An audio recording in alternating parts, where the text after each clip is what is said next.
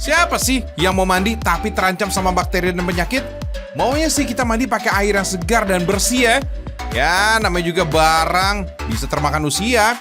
Terkadang kita nggak sadar kalau tandon atau tempat penampungan air di rumah kita tuh udah kotor dan harus dibersihin. Tapi emang males sih bersihinnya. Udah harus manjat-manjat, terus masuk ke bak penampungannya sempit. Udah gitu, belum di dalamnya licin karena berlumut. Rempong alias repot abis. Wait, tenang. Zaman sekarang udah ada solusi praktisnya. Ada banyak penyedia jasa untuk membersihkan tandon air atau toren. Begitu dipesan, babang-babang petugasnya langsung datang ke rumah kita. Cabangnya ada di mana-mana, tinggal sebut Jakarta, Bekasi, Tangerang, Bogor, atau mana. Ada. Tinggal WhatsApp aja kalau perlu mereka. TOP banget ya pokoknya. Jasa ini no tipu-tipu dan tembak-tembak harga ya. Semua paket jasa dipatok jelas harganya. Harga sesuai ukuran tandon di rumah ya, Fems. Mulai dari harga 115 ribuan hingga 350 ribuan. Bisa juga jasa kupas pipa saluran air. Pekerjaan ini butuh lebih detail. Jangan heran, tarifnya lumayan mahal. Berkisar mulai 600 ribuan rupiah, tergantung luas bangunannya. Menguras dan membersihkan tandon air memang nggak sesimpel itu ya. Banyak resikonya. Ya listrik, ya ketinggian, nyawa bisa jadi taruhan. Apalagi buat kaum jompo pecinta rebahan. Mendingan jangan coba-coba deh bersihin sendiri. Serain aja sama ahlinya.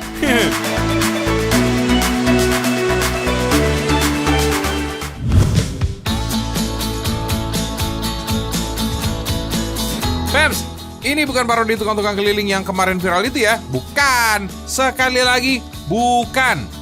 Abah Yul Risman ini sosok nyata dari penjual jasa keliling, Fems.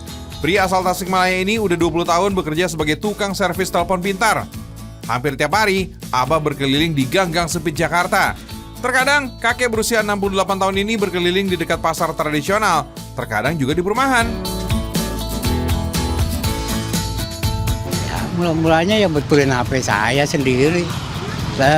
Kebetulan saya punya HP ya jadul itu, sinyalnya turun naik. Kadang-kadang hilang.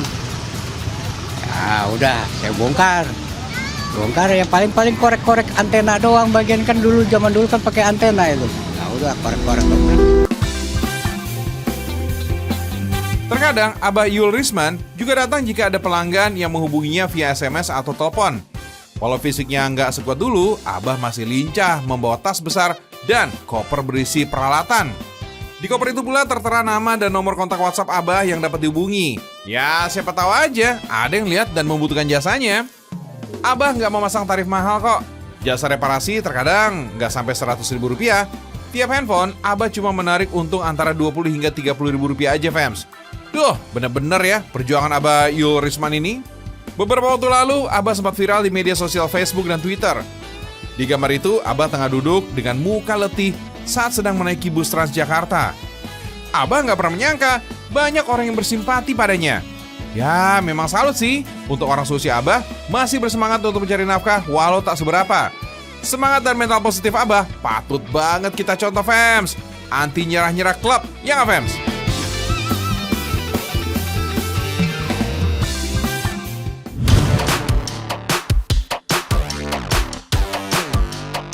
Fems, pernah kebayang nggak ada jasa kayak begini?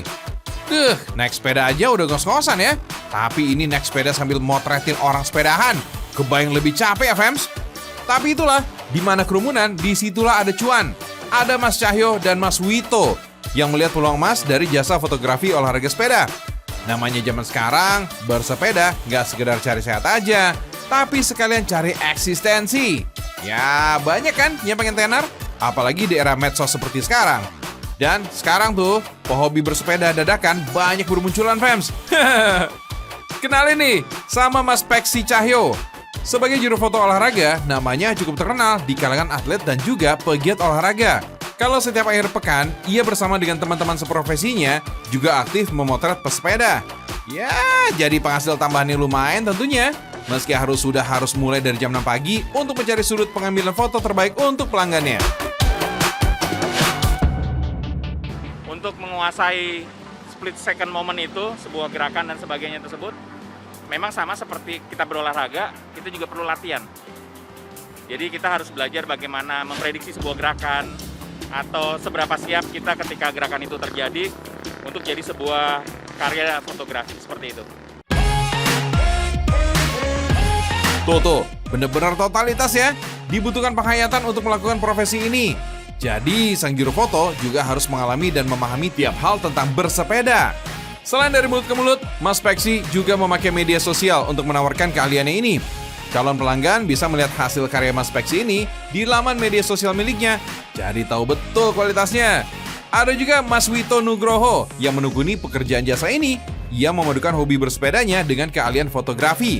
Awalnya sih, bersepeda dan fotografi hanya sekedar kegemaran. Lama-kelamaan ia mulai menerima bayaran. Dulu hanya seminggu 2 kali, tapi sekarang hampir tiap hari. Ada aja yang minta jasa foto Mas Wito. Dari mulai perorangan sampai kelompok pesepeda. Lihat tuh usahanya. Sambil mengayuh sepeda, ia harus mengikuti para pesepeda lain yang menjadi objek fotonya. Dan kemudian, cekrek, foto-foto ciamik pun dihasilkan. Wah, Mas, kok bisa ya? Kalau orang biasa kayak kita sih, udah otomatis ngos-ngosan dan gemeteran pas mau foto. Ya nggak? Satu komunitas nih, atau satu orang yang hire, dia lagi mau ride di mana gitu. Kalau sekarang ada yang hire setahun, terus ada yang lainnya ya harian aja, maksudnya per event, per datang. Untuk sosmed aja, atau enggak untuk kita grup, ada kan kita ada klub gitu, ya untuk kita aja, untuk dokumentasi kita aja. Wets, memang lumayan ya jasa layanan seperti ini. Tapi sebanding dengan keahlian, pengalaman, dan resikonya juga. Ya maklum, peralatan fotografi seperti itu juga harganya nggak murah. Ketika berada di jalanan, resikonya cukup besar. Misalnya aja kecelakaan kerja, kerusakan, dan juga ancaman keamanan alat-alat ini. Gimana? Tertarik pakai jasa babang foto begini? Atau malah tertarik coba usaha jasa begini nih?